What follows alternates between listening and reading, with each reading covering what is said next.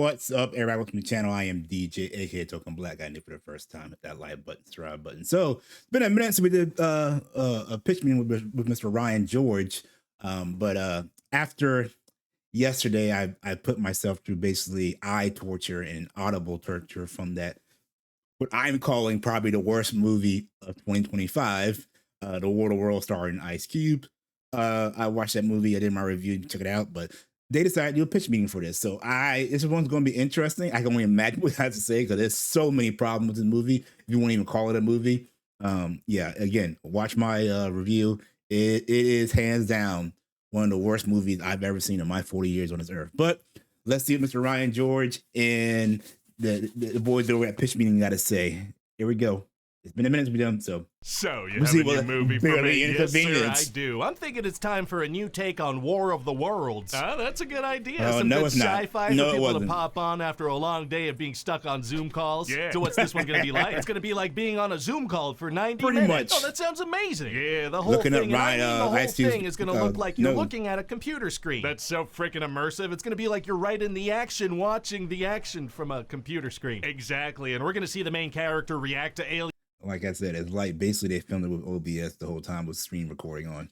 Footage through his webcam. Wow, well, we're going to need someone with some serious acting chops if the whole movie's going to be a close-up of him reacting. Ice Cube is good at frowning. Well, that should work just fine. Okay, so Ice Cube works at the Department of Homeland Security, and he's the guy who's in charge of looking at people through cameras and listening in on their phone calls. And we're looking at him through a camera the whole time. Or something. He seems to be completely alone in the DHS building. Oh, okay. And when we meet him, he's... That's why I don't understand. Usually, like these situations, they have a whole team of people. There's no way you can monitor everything as one person. So it'd be like different people watching certain areas.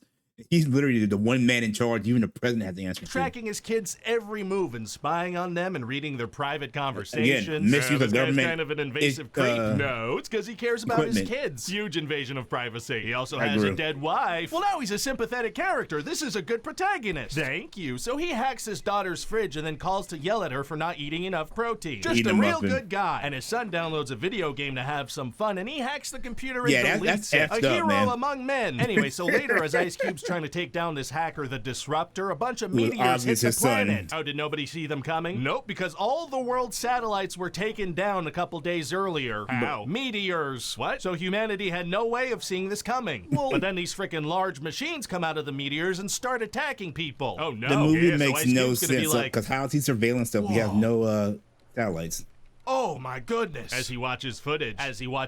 That's right. But then he wants to go help his daughter who's injured, but he can't leave the room because the door is locked. Dang. So how is he supposed to get through a glass door and exit this room? Impossible. So he returns to his computer and hijacks a Tesla for her and self-drives it to the hospital. Shouldn't he be helping with Homeland Security? He's getting to that. You would think. Okay. So now he's got to do this super action-packed thing where he puts together a presentation for the president. Oh. Yeah, so we'll see him taking screenshots from cameras and from the news and whatnot. He's getting his information from the news. Anybody with a computer and an iPhone could have filmed this movie. Before he can even find them out. So he presents this to the president, and the president's like, yeah, we should shoot the aliens probably. Wow, well, that's what I'm saying. The news reports were so fast with the stuff. Like how they communicate when we have no satellites. Thank God Ice Cube gathered some screenshots on his computer and organized them into neat columns. Oh, heroic spreadsheets are tight. But then we're going to learn that the aliens are actually here to eat our data. What does that mean? Not the data is their food. What does that mean? They think our data's so freaking tasty, so they start eating all of it. And as Ice Cube's looking at his dead wife's Facebook page, they eat that and it disappears in real time. So Aliens stupid, eat Ice Cube's dead wife's Facebook page. How quickly can we put this movie into production? And they start eating everybody's data. And the military's data and the government's data, which means, well, frickin' passenger airplanes fall to their deaths. The planes die. That's what we're gonna write on screen, yeah. And then obviously all military equipment and planes stop working and tanks, no more tanks, because the data was eaten by aliens. Yeah, because how could a tank tank if it's data tanks? You're making a lot of sense. How could a data tank if a data can't tank?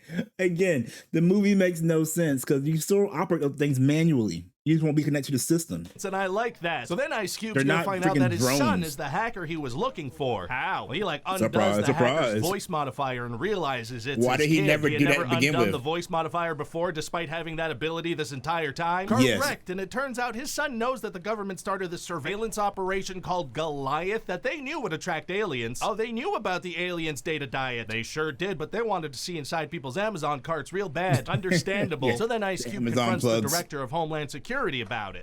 Is he gonna beat him up? Well, no, he confronts him over Zoom. Remember, this is on a computer screen? Right, well, that's just as exciting and cinematic. You'd know it. So then this freaking guy locks him out of the DHS system. Whoa. Oh, no. So he has no choice but to join his son's hacker squad and upload a YouTube video exposing the whole thing. Oh, the aliens didn't eat YouTube yet? No, they ate Facebook. They did not eat YouTube yet. Well, fantastic. But now the government wants to destroy Washington, D.C. so they could cover up the Goliath and protect it with rubble, which is actually inside Ice Cube's building. How do they plan on bombing it? With bomber planes. I thought all the planes were down. Hey, shut up. So now Ice Cube teams up with his...